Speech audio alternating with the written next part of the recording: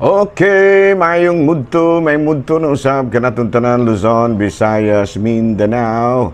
May mudto Philippines, may mudto world, may mudto universe. Ano na punta mga higala, dini nga atong tulumanon sa kahanginan, CONA, Catechesis on Air.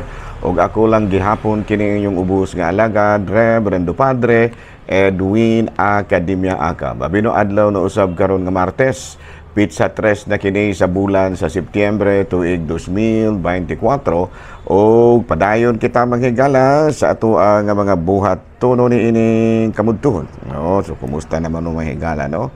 Naghinaot kita nga ana kamong tanan sa kapiskay sa panglawas ni ining kamudtuhon. Abay na manghigala no, ato pud nga kumustahon no, may mudto ang atong talahurong obispo Bishop Julito V. Cortez, ang atong station manager, si Father Rama Ata, o gingamanusab ang ato ang mga kaigsuunan ng mga kaparian, Lukop, Kabisayan, ug Mindanao, nga maabot sa ato ang pagsibya. No? Kumusta namang higala, no?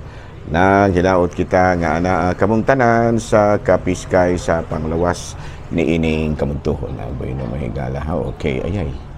Balik ta gamay manghigala ha. Oops. Okay. Okay, kana. Wala na siguro bakante. Pakita tipod. Manghigala no. So, kumusta naman mga higala? Naghinaot ko nga ana kitang tanan sa kapiskay sa panglawas. Now, you know, ari kita mahigala sa atong Saint of the Day. Abi ang atong Saint of the Day karon, walay lain kung dili si San Gregorio Magno, Saint Gregory the Great, no? Abi kini si Saint Gregory the Great usa kini ka Santo Papa, no? Pero nagsugod ni siya manghigala, usa rin siya ka deacon, pero membro ni siya sa usa ka matud pasapian nga pamilya. Unya nahimo siya nga usa ka munghi o gani wala madugay nahimo siya nga usa ka Santo Papa. Unya nakahimo siya og daghan kayo nga mga buhat nga sa pagpanudlo no nga nakatampo og dako sa Liturgy of the Hour. No, unya siya pod manghigala nga matud pa usa sa mga pinakabantugan nga obispo sa simbahan sa simbahan. Unya matud pa namatay siya natong March 12, 604. Unya matud pa nahimo siyang patron sa mga magtutudlo, no? So karong adlaw mahigala gihinumduman nato ang lain na pong patron sa Katolikong simbahan nga mao si San Gregorio Magno, Saint Gregory the Great. Okay, no? So karong adlaw mahigala pangayoon nato ang pangama ni San Gregorio Magno ang tagahan kita og kalangtip sa pangisip usab aron ato yung mapuy-an ang mga pagtulunan nga gitulo kanato ni Kristo. Abi no are kita mahigala sa ato ang CBCP News, Balitang Simbahan ni ining kabudtuhon. Pinuy-anan ni kanhi Cardinal Sin didto sa Aklan gihimo na karon nga usa ka museum. Gani ubay-ubay na karon mahigala ang mga naghimo sa ilaha mga pagbisita dito gani sa pagpilgrimage sa nasangpit nga lugar dito sa Aklan.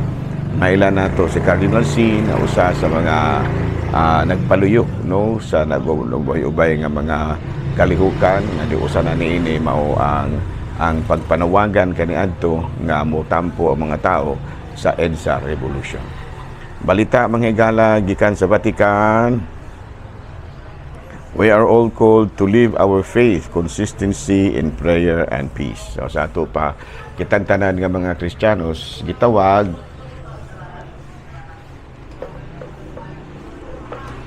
nga atong puy-an gyud ang ato ang kinabuhi sa kalinaw ug gimanusab sa kining gitawag nato peace and prayer, no? Pagkamaampon.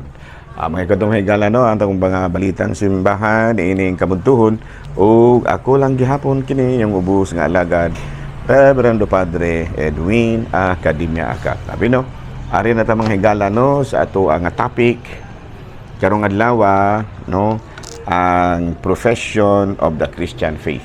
The profession of the Christian faith. Kung sabi ni Saya pa na mahigala, ang pagpadayag sa Kristohanong pagtuo. Ari kita mahigala no sa atong introduction.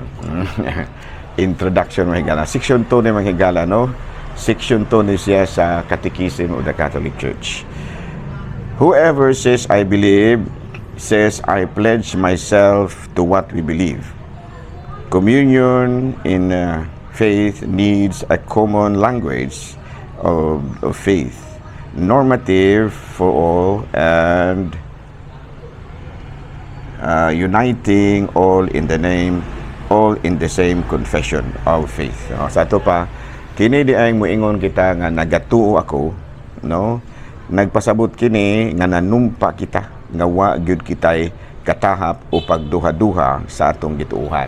No, mo ka na, no?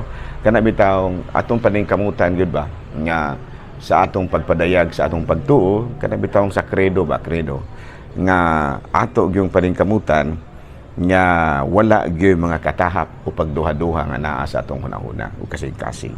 Ana, no? Makatabang kini aron magiyahan ang atong hunahuna ug magkahiusa sa pagpadayag nato sa atong pagtuo.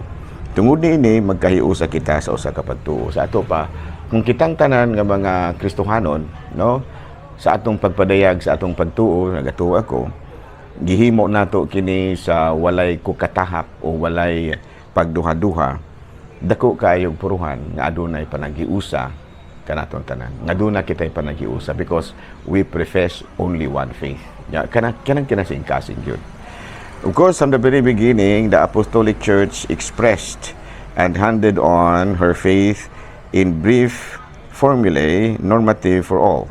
But already, very early in the Church, also wanted to gather the essential elements of the faith into organic and anticipated summary extended especially for candidates for baptism, no?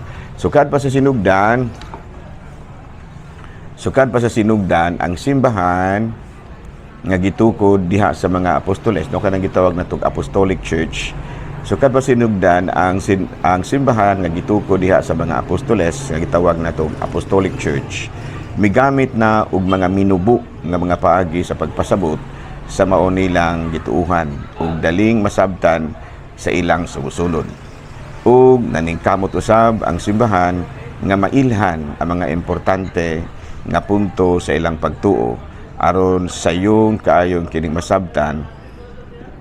kini kayong masabtan na niadtong planong magpabunyag, no, ingon niya, no? Sa ato pa sukad pa gyud sa sinugdan ang simbahang apostolikanon kining Apostolic Church. Unsa maning simbahan nga apostolikanon? Simbahan nga gituko diha sa mga apostoles. Migamit na og mga minubo nga paagi sa pagpasabot sa mao nilang gituuhan ug daling masabtan nga mga pamaagi. No, gitawag nato kana sa English og summary. Unya kining maong pamaagi nga minubo hangtod karon padayon kining gibansay sa simbahan ug mao na kini karon ang gitawag nato og profession of faith or credo. No, credo kinutlo gikan sa pulo nga I believe. Nahimo kini nga simbolo sa atong pagtuo.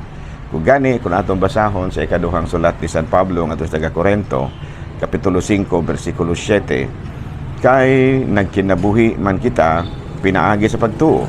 Buti pasabot nga isip sumusunod ni Kristo, puy-an gyud nato ang atong pagtuo, busa kinahanglan nga ato gyud kining asabton ug dayon atong ipadayan. Okay? Bino din nila lang unta kita kuto mga higala ha, atong balik-balikan ugma kining mao natong topic. Doon na daghan pa kaayong mga buhatonon tungod kay medyo bisi-bisi ko gamay, pero at least naa na kita karon sa introduction sa credo. Naman ang atong gipasabot nga sukad pa dahil sa una, ang simbahan may padayag na sa ilang pagtuo sa minubo nga paagi aron na sayon kining masabtan ug sayon kining mapuy-an sa atong isig katawo. Okay? Bino din nila lang una ako kutob, ako lang gihapon kini yung ubos nga alagad, Reverendo Padre Edwin Academia Akab, manamilit na usab kaninyo o manalangin ka nato ang Dios makagahom sa tanan, Amahan, Anak, Espiritu Santo. Amen. Good noon, Pilipinas!